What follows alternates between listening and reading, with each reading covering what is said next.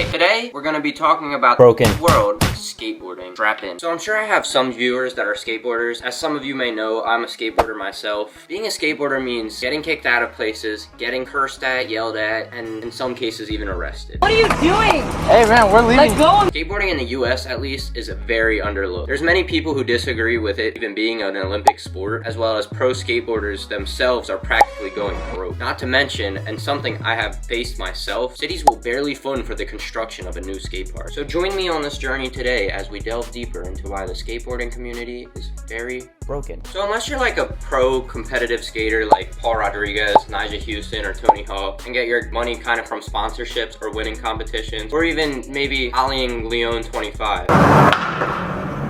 Oh wait, Aaron Jaws Homoki actually opened up about how much he gets paid as a skateboarder. I get paid $800 a month from skating, $9,600 a year, and if I save that for 100 years, I'll be a millionaire. Aaron Jaws Homoki said he gets $800 a month, so that's $9,600 in a year. Over the course of 100 years, he will be a millionaire. But that's not even, the math doesn't even math there. So you may be asking, why are pro skaters going so broke? And I ask myself the same question. So let's take into consideration that most pro skateboarders are making money based off skate shops, supporting them. But how much does it actually cost to start a successful skate shop? So I did some research, and here's a breakdown of the potential costs. Rent and deposits, inventory, shop setup, staffing and salary, utilities and POS system, marketing, insurance and license, contingency fund, and then a capital. You'll need at least $100,000. No.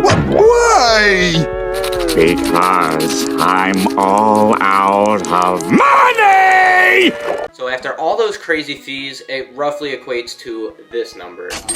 And to gain a more accurate price standpoint, I had a second opinion from a skate shop owner. His name is Billy. He owns the brand Central Skate Supply. Make sure to go check them out. The link will be in the description. Let's see what Billy has to say. What's up, Ben? Thanks for having me, man. For everybody else, I'm the owner and operator of Central Skate Supply. This is about the 50th time I've recorded this video because I suck at videos. I'm just gonna fire them off. I have $40,000 in inventory currently. It was about $40,000 to start up the business, and like that includes my mini ramp. I have one indoor mini ramp, 3 foot tall. The outdoor mini ramp's about 5 foot tall. It costs about like $23,000 in just mini ramps. Last month's electric was about $600. I paid about $2,000 for my POS and my POS Go, so that allows me to process payments. I mainly rely on Facebook and Instagram for marketing, but I have spent about $3,000 for insurance and licensing. But that being said, like, I'm not in this business to make a shit ton of money. We're making about 40% off of goods, and that's minus things that are coming from California because they have to be shipped from there, and it gets a little ridiculous. So it's not like a booming business. We're fighting with like internet prices, and it's kind of difficult for people that are on the East Coast to make a ton of money doing it. Like I said, I'm in it for the love. Adding on to what Billy was saying, being in it for the love is the most transcendent part of being a skateboarder. However, after I tallied everything up, I ended up with this number, and you may have noticed that Billy doesn't pay rent, and that's because he stays in the building that he operates his shop at, and I'm sure the price varies between different shops. And if you're a shop owner and you watch this video, please let me know down in the comments below what you're paying. I would be interested in hearing. However, Billy kind of does go on to talk about how the internet has impacted his sales and how skateboarders' net pay are kind of being impacted by the internet. I mean, it's to the point where content creator skaters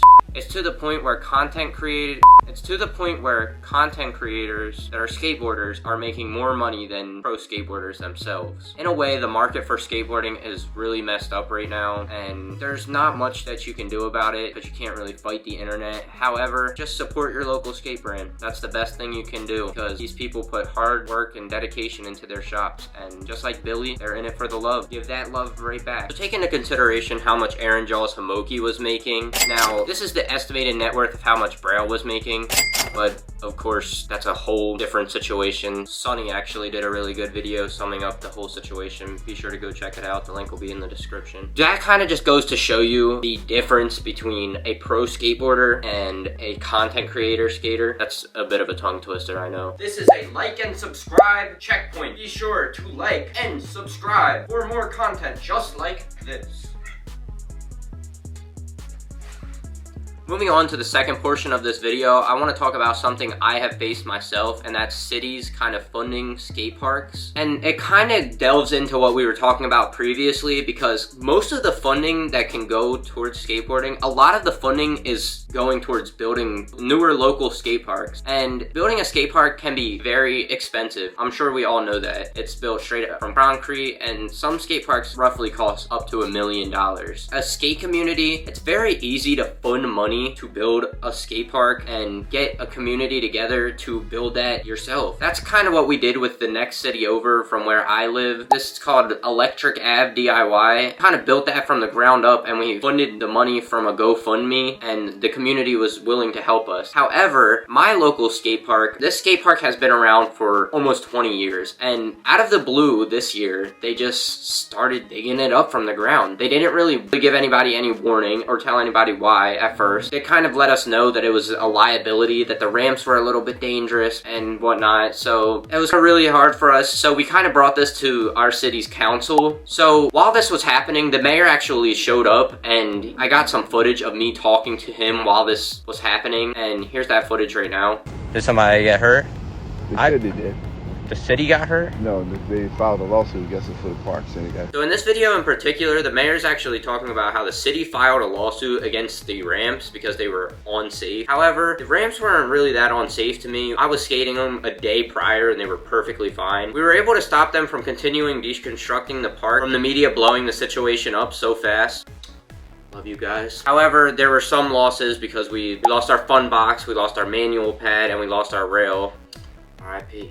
After that, we did a meeting with the council where they basically told us that they don't have the money to fund a skate park right now because the town themselves are just in debt and that we're gonna have to wait. However, I don't see any reason why we can't just do the same thing for what we did with the Electric Ave, where they just give us a Piece of land. and we can just build on top of that. So I understand the city being in debt and that being a big issue that plays a crucial role in why they can't make a new skate park. However, I don't understand why they won't just give us a piece of land that we can fund the money for, build ourselves. Quite frankly, I'm very disappointed in how my city is treating this issue. Like I said before, I understand they're in debt, but like you guys basically told us that we'll have a new park in the year 2027. I don't know about your guys' watches, but mine says 2025. And to wrap this video up, I just kind of wanted to say I have a deep love for skateboarding, and in no way am I trying to shape it in any negative way. However, there's a lot of parts of skateboarding that are just broken, and I just kind of wanted to discuss them in today's video. Be sure to tell me in the comments down below how you feel about these situations. And I do believe that just with these issues, it isn't the end of skateboarding. It's only the start, and I believe we can all grow as a community to better from these situations and move forward as a community. That kind of does wrap up today's video. Thank you guys so much for watching. Please make sure to subscribe, leave a like, and comment down below how you feel about this situation. Thank you to Billy for sending me in a video, and thank you to my brother Primo Sucks, who actually did the background music for this video. Make sure to go check him out. The link will be in the description. Thank you guys for watching.